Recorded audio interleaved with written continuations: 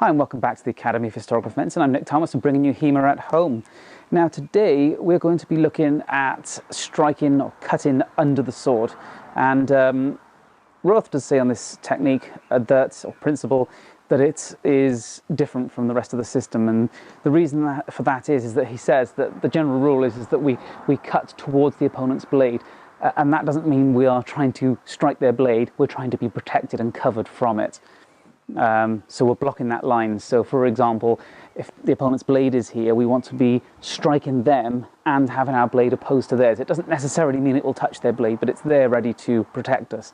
So that's a general principle. I've talked about this over and over, is the lines, the defenses, the guards, our attacking strategies, they always revolve around making sure that the blade, our blade, is between us and their blade. Now, and it might sound obvious, but there are actually lots of other ways of fighting than just that. When we look at cutting under the sword, he says that this does deviate from the norm. And the reason it deviates is because we're going to use a wrench to get the opponent's blade out of the way. So we're pulling the blade out of the way so we can then strike them unopposed, and our edge is no longer going to be against their blade. It's just that we've made it safe by wrenching their blade out of the way so we can now cut them openly. And because we have to do it quickly, we can't oppose them, and you'll see why in a moment. So the two ways he describes of doing it is we're in an outside guard and the opponent disengages and presents a very horizontal position, so something like this.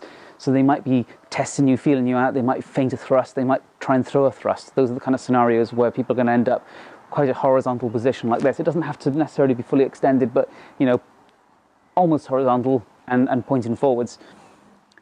All sorts of reasons why people would do that, but we're in the outside guard, they disengage and they're fairly horizontal.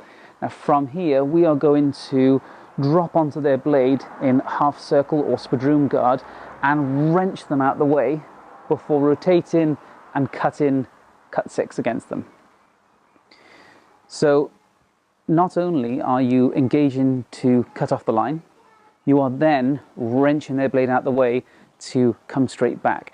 So again, outside guard, they disengage, we drop onto them with half circle, wrench them out the way, so just a snap in action, and then twist and cut. In terms of your footwork, it depends obviously how close your opponent is, so it depends what they've done. If they're at quite wide measure, you may well need to lunge. You need to be close enough that you can actually wrench their blade, and also then close enough to land the hit. Now you're normally going to be aiming for the arm, their lead arm in this one. So, outside guard, they disengage to our inside, we drop onto them and wrench them out the way, and then return a cut 6 and back to inside guard.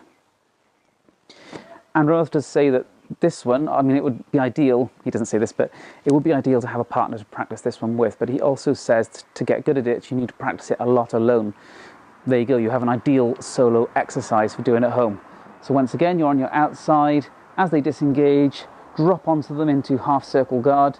As you do so, wrench them a little bit, not too far, don't throw it all the way out the way, you're going to expose yourself to all kinds of problems with that. So wrench it a little bit, and then as their blade is wrenched out the way, we rotate and cut a 6 before returning to inside guard. So that's a good exercise to practice solo. It's a good strengthening exercise because you're having to stop and start the blade. You can do it with a sabre, which might be a little bit slower because it's got a bit more mass in the blade, although they're not all as heavy as you might think, particularly infantry sabres. So again, from an outside guard, we drop onto them into the spadroon guard. Got to stay nice and supple with this one, remember. Wrench them a little bit, return a cut 6, back to inside guard. Okay, now the other one. I tend to prefer it on the other side anyway. So now we're going to do the cut 5 under the sword. We now start on inside guard.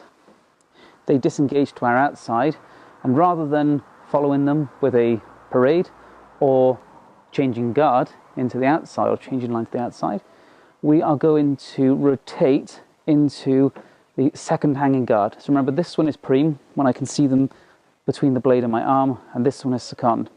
So inside guard, rotate and wrench them, and you can get a really good snap in action. I think that's why I prefer this one personally, is that the body mechanics are better, stronger, safer, and you can get a nice wrench on it and you're in a stronger position. So I just like it all round better.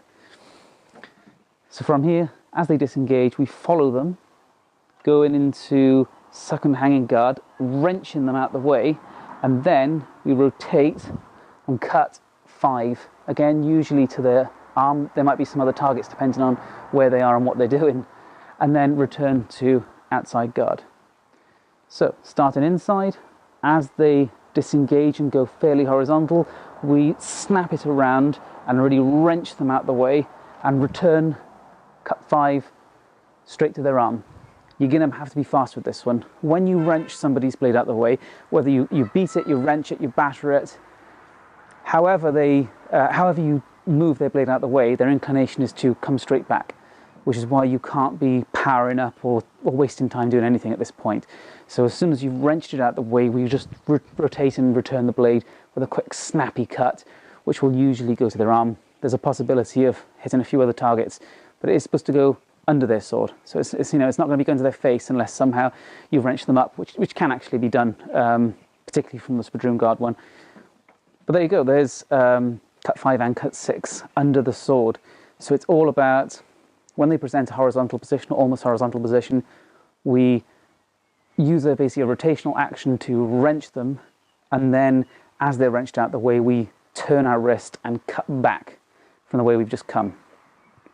So from the side, when we're on the outside, we'll go into half circle, wrench it, cut 6.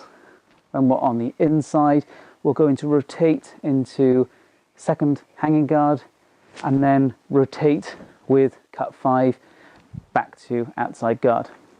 Again, I cannot emphasize enough how important it is that you recover to those safe guard positions afterwards.